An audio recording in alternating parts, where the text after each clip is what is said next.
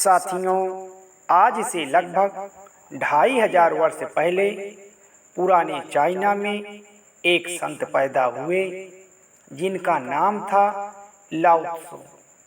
लाओ त्सो अपने समय के सबसे समझदार व बुद्धिमान प्राणी थे। यहाँ तक कि वहाँ के राजा उनसे सलाह लेने आते थे, क्योंकि लाओ त्सो के बुद्धिमानी के किस्से सैकड़ों प्रसिद्ध थे और उनका बड़ा मान व सम्मान पूरे चाइना में था। एक बार कुछ ऐसी ही घटना घटी। सम्राट के दरबार में एक व्यापारी आया जिसके पास 2 फूल थे। उसने सम्राट के सामने एक शर्त रखी कि अगर सम्राट पहचान ले कि इनमें से कौन सा फूल असली है और कौन सा फूल नकली है, तो वह दोनों फूल सम्राट को भेंट कर देगा और साथ ही अपनी संपत्ति का आधा हिस्सा राजकोष में जमा कर देगा। लेकिन अगर सम्राट नहीं पहचान पाए तो फिर उतना धन उस व्यापारी को देना पड़ेगा। सम्राट ने शर्त मान ली। अब सम्राट के सामने 2 फूल लाए गए मित्रों, जिनमें से एक असली था और एक नकली।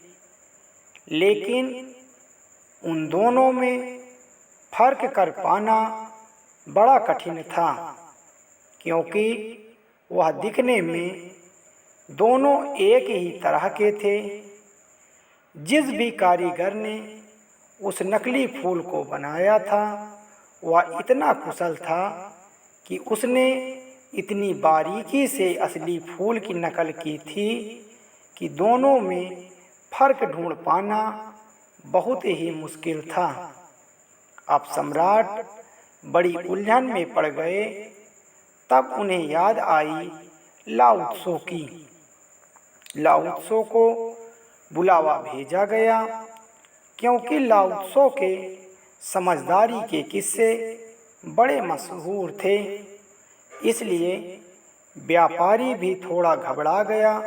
हालांकि वह लाओ त्सो से कभी मिला नहीं था, लेकिन उनके बारे में वह सुना बहुत था। साथियों, लाओ त्सो बहुत ही बुद्धिमान व्यक्ति है। लाओ त्सो तक संदेशवाहक ने भेजा कि सम्राट एक बहुत बड़ी दुविधा में फंस गए हैं।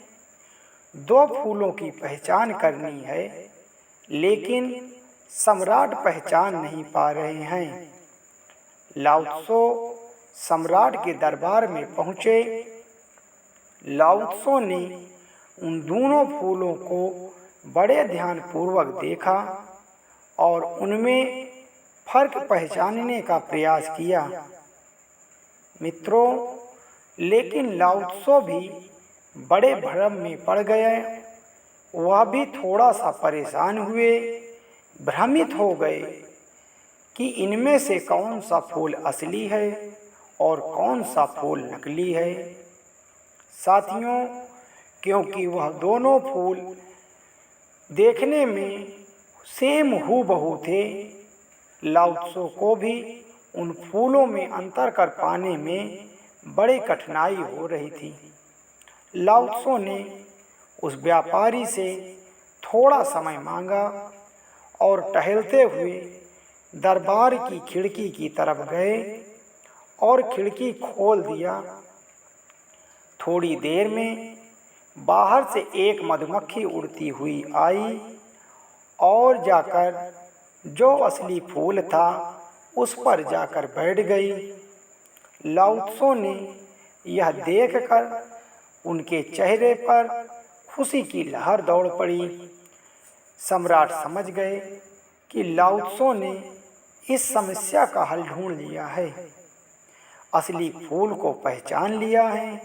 तभी लाओ त्सो ने कहा कि जो बाईं तरफ फूल है वह असली है और जो दाएं तरफ की तरफ रखा फूल है वह नकली है। व्यापारी बड़ा हैरान हुआ, क्योंकि वह भी कभी कभी असली व नकली फूलों में अंतर नहीं कर पाता था। उसे भी याद रखने में बड़ी परेशानी होती थी। वह बहुत आश्चर्यचकित हो गया कि लाओ त्सो ने यह असली व नकली फूलों की पहचान कैसे की। तब लाओ त्सो ने कहा कि मनुष्य के आँखों को तो धोखा दिया जा सकता है, पर प्रकृति को धोखा नहीं दिया जा सकता। प्रकृति को लाओ त्सो ताऊ कह कह बुलाते थे। इन फूलों को देखकर इंसान भले ही धोखा खा सकता है, पर प्रकृति की व मधुमक्खी को देख धोखा नहीं दिया जा सकता। मधुमक्खी वह प्रकृति फूल पर ही आकर बैठी है। यह भी एक छोटी सी कहानी लाओ त्सो की बुद्धिमत्ता के लिए। यह कहानी हमें सिखाती है कि अगर हम ध्यान दें तो हमारे आसपास ही बड़ी से बड़ी समस्याओं का समाधान छुपा हुआ है।